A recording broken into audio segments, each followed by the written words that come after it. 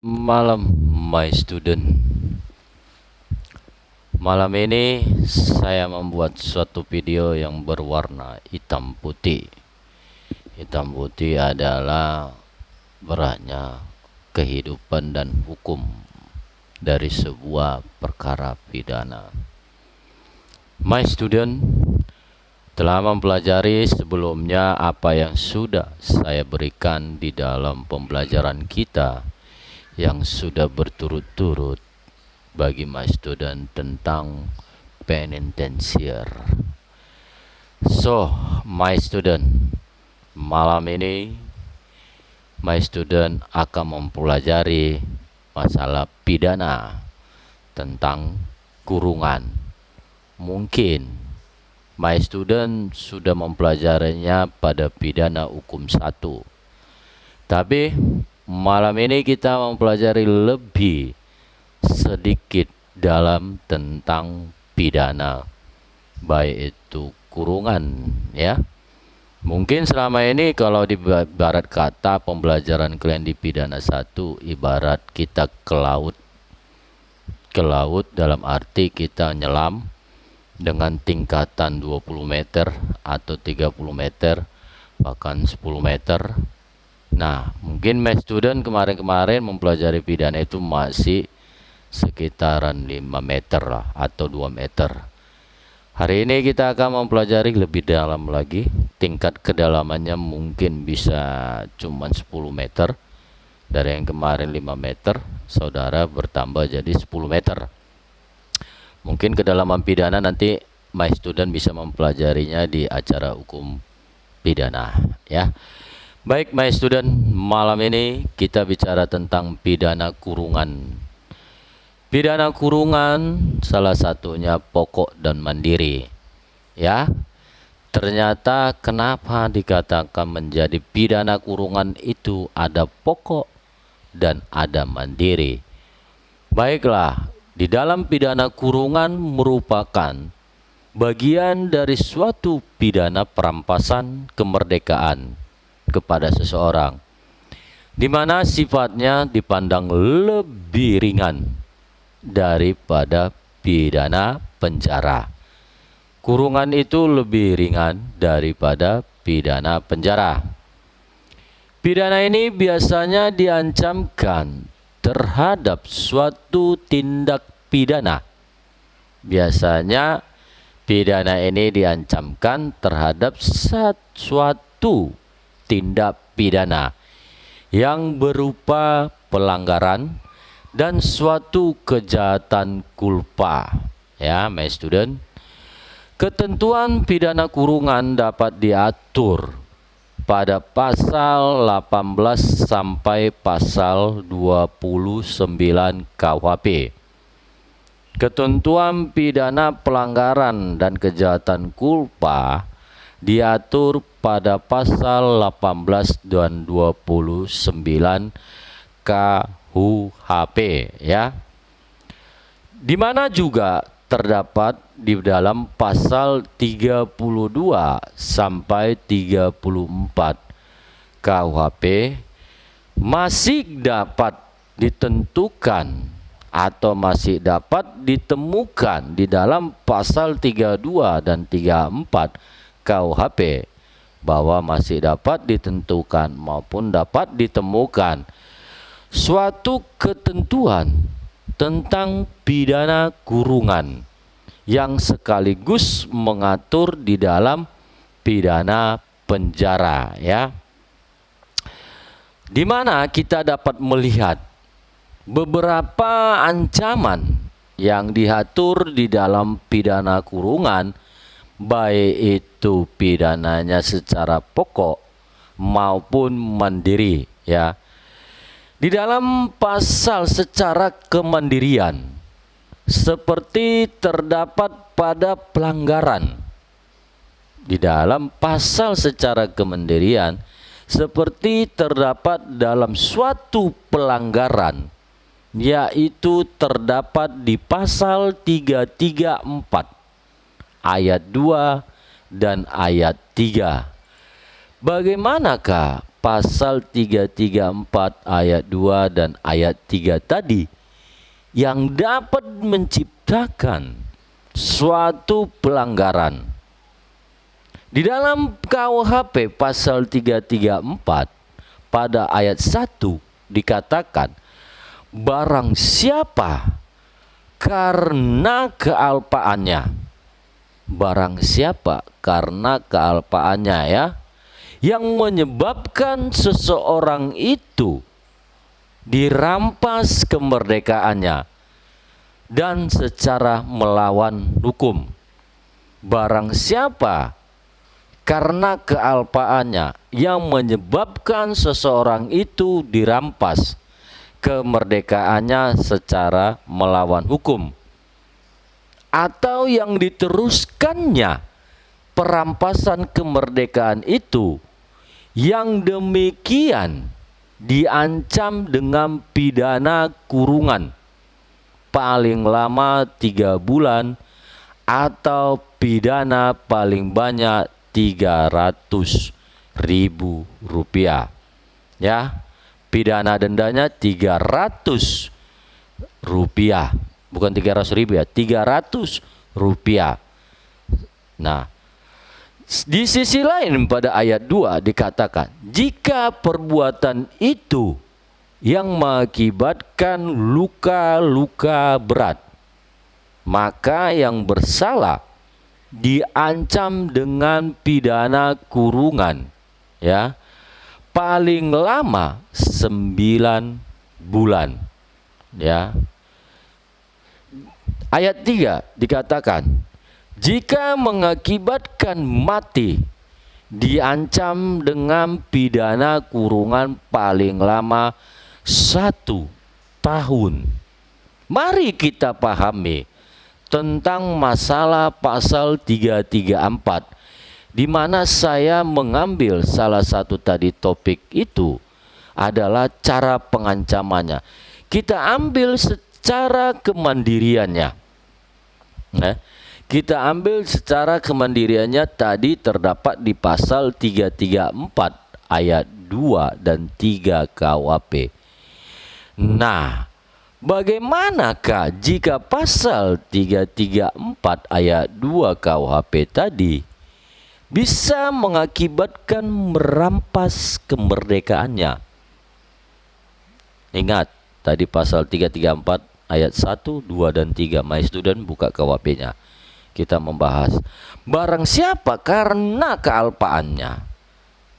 Kealpaan atau disebut dengan bahasa hukumnya kulpa, kealpaan, ya, yang menyebabkan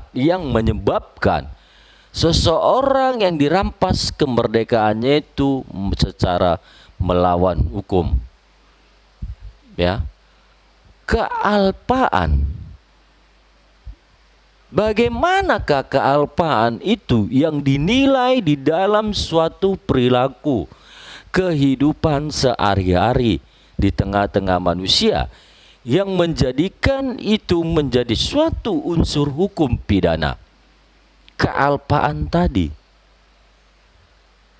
Contoh, ketika Anda berkendara mengakibatkan orang lain meninggal dunia, seperti kasus Vanessa Angel, apakah itu bagian kealpaan yang bisa mengakibatkan orang lain tadi meninggal dunia, atau orang lain luka berat, atau orang lain luka ringan?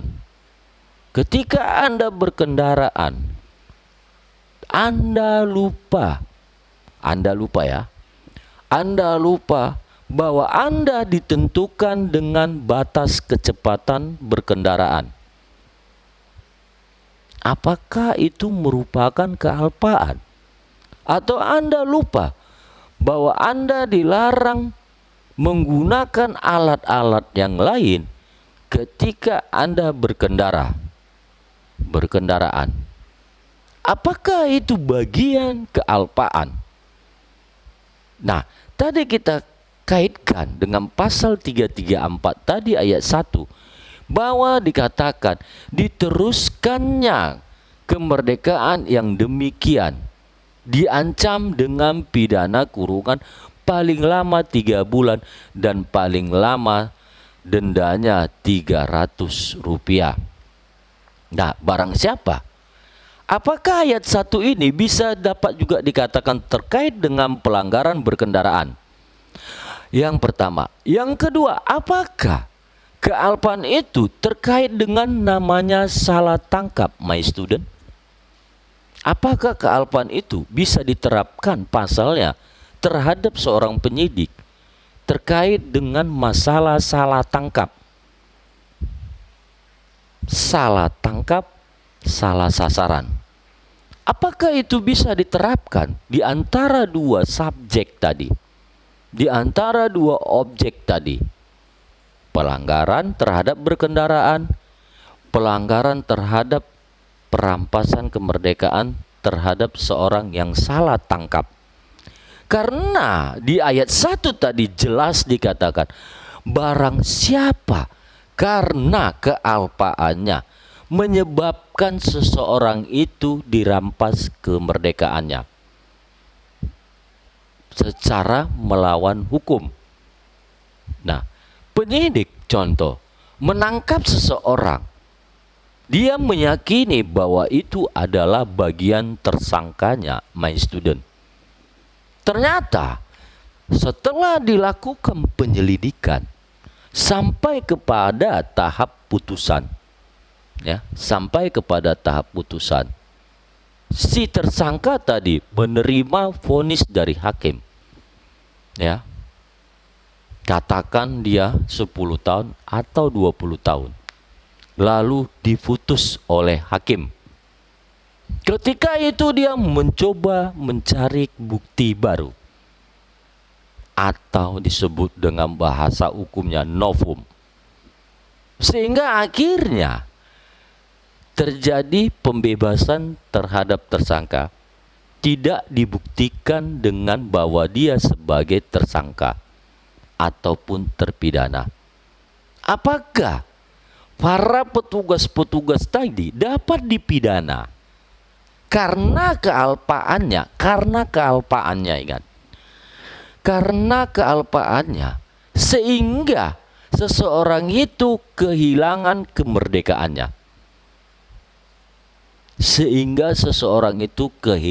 kemerdekaannya.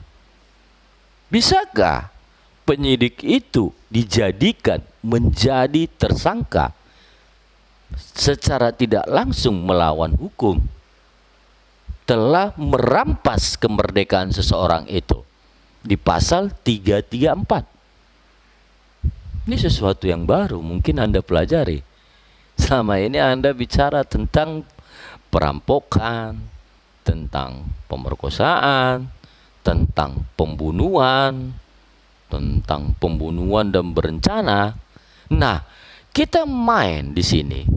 Bagaimanakah pasal 334 itu dapat diterapkan kepada tersangka penyidik tadi, yang karena dialah bahwa seseorang itu kehilangan kemerdekaannya, ya, karena tadi penyidik tadi terjadi kealpaan. Apakah salah tangkap itu merupakan bagian kealpaan? Apakah salah tangkap itu merupakan bagian kealpaan? Jika itu salah tangkap bagian kealpaan dari penyidikan, maka penyidik-penyidik yang selama ini melakukan salah tangkap, maka mungkin saja bisa diterapkan di dalam pasal 334 ayat 1. Ya. Kenapa? Karena kealpaan dia, maka kehilanganlah kemerdekaan orang itu. Walaupun secara dia telah melawan hukum. Nah, penyidik itu telah melawan hukum karena dia salah tangkap tadinya. Apakah mungkin bisa seorang penyidik diterapkan pasal 334 ayat 1. Karena kealpaannya. Nah, itu terkait dengan penyidikan. Bagaimana jika terkait karena perbuatan dia sehingga orang lain luka berat? Orang lain luka berat. Karena kealpaan dia itu orang lain luka berat. Atau karena kealpaan dia itu orang lain mengakibatkan kematian. Pertanyaannya, contoh kasusnya kita buat. Jika seorang pilot membawa pesawat, ternyata pesawat itu jatuh dan akhirnya seluruh penumpangnya meninggal dunia. Siapakah yang dituntut karena kealpaan di sini? Apakah pilotnya? Apakah perusahaannya? Jika pilotnya dituntut, orangnya sudah meninggal bersama-sama dengan penumpang. Apakah kita bisa menuntut perusahaannya itu karena kealpaan dia di dalam pengoperasian atau di dalam maintenance-nya suatu pesawat tadi mengakibatkan orang lain meninggal dunia maupun luka berat? Mungkinkah selama ini masyarakat hanya menuntut ganti rugi? Apakah pihak perusahaan itu, pihak maskapai itu bisa dituntut secara pasal 334 ayat 2 ataupun ayat 3 yang mengakibatkan orang lain terluka berat maupun luka ringan maupun kematian? Bisakah karena kealpaan dia atau teknisi mesin pesawat tadi, karena kealpaan dia tidak melaksanakan prosedur secara berkala perbaikan, atau pesawat tadi tidak secara berkala dimasukkan ke bengkel untuk perawatan atau maintenance, ataupun perusahaan itu, bisakah dituntut di dalam pasal 334 ayat 2 dan 3? Oke. Mungkinkah menurut my student? Jika itu memungkinkan, apakah akan menghilangkan hak dan tanggung jawab operasional maskapai tadi memberikan santunan kepada penumpang? Apakah sisi yang lain jika diterapkan di pasal 334 ayat 2 dan 3 menghilangkan pasal 334 ayat 2 sehingga tuntutan terhadap maskapai tadi hilang karena dengan adanya ganti rugi dari maskapai itu?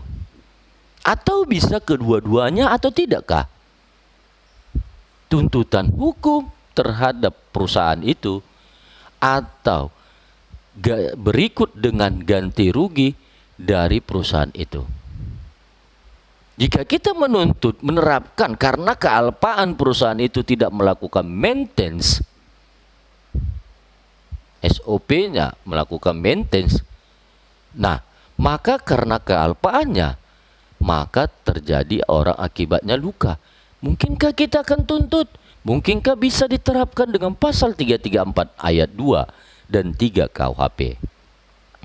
Nah, itu yang menjadi permasalahan yang terbaru. Nah, bagaimanakah dengan terkait dengan kasusnya Vanessa Angel? Karena kealpaan si supir tadi, maka mengakibatkan orang lain meninggal dunia. Nah, mengakibatkan orang lain meninggal dunia atau bahasa hukumnya mati. Tetapi rasanya ancamannya ini cuma 1 tahun. Dan ini sangat kecil tanggung jawabnya mengakibatkan orang lain mati, meninggal dunia. Cuman 1 tahun hukumannya. Dengan ancaman tadi di pasal 334 ayat 3 KUHP. Ya. Nah, itulah yang sedang berkembang pada saat ini. Saya lanjutkan, my student. Bagaimanakah jika pidana kurungan pengganti subsidiar tadi? Ya, pengganti subsidiar di dalam pasal, ya, beberapa ancamannya sangat jelas dikatakan terhadap pidana pengganti. Apakah pidana pengganti itu bisa menghasilkan rasa keadilan, ya, rasa keadilan bagi orang lain, ya? Apakah pidana pengganti itu bisa merasakan keadilan bagi orang lain, ya? Di dalam pidana pengganti, ya, di dalam pidana kurungan atau pengganti atau subsidiar, ya, hal ini dapat dibuktikan, ya, dapat dibuktikan dengan beberapa pasal, yaitu pasal 18 KUHP, ya. Pasal 18 KUHP dikatakan bahwa di dalam pidana kurungan, ya, bahwa di dalam pidana kurungan paling sedikit 1 hari dan paling lama 1 tahun. Nah, tadi itu ibaratnya di pasal 334, ya, dikatakan apabila seseorang kealpaan atau lupa atau kulpa tadi, ya, dia mengakibatkan orang lain meninggal dunia, dia akan dipidana 1 tahun. Bagaimanakah menurut my student dengan pidana alternatif, pidana subsidiar ini? Subsidiar ini sama dengan pengganti pidana lainnya jika dia tidak bisa membayar atau jika dia tidak bisa melakukan sesuatu pembayaran denda, maka ditambahkanlah lagi pidana kurungan pengganti. Ya. Di pasal 18 KUHP tadi dikatakan, ya, paling lama 1 tahun.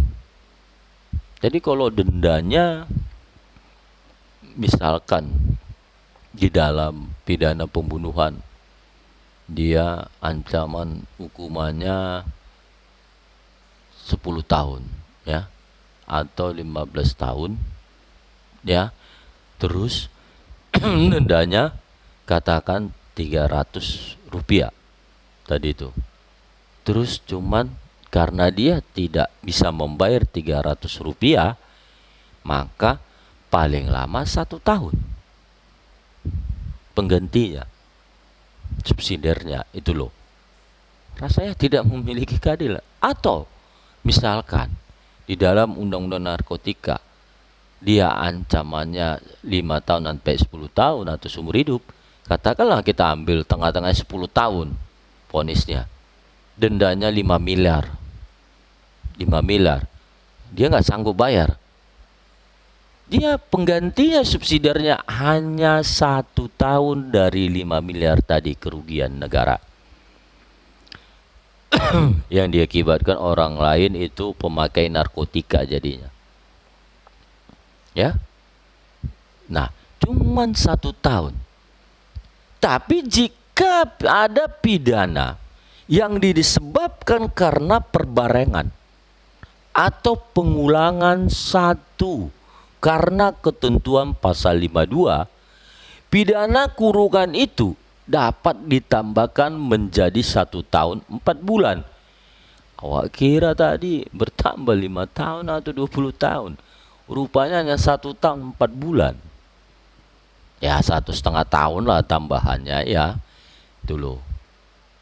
Di ayat 3 dikatakan juga bahwa pidana kurungan itu sekali-kali tidak boleh lebih dari 1 tahun 4 bulan. Hah?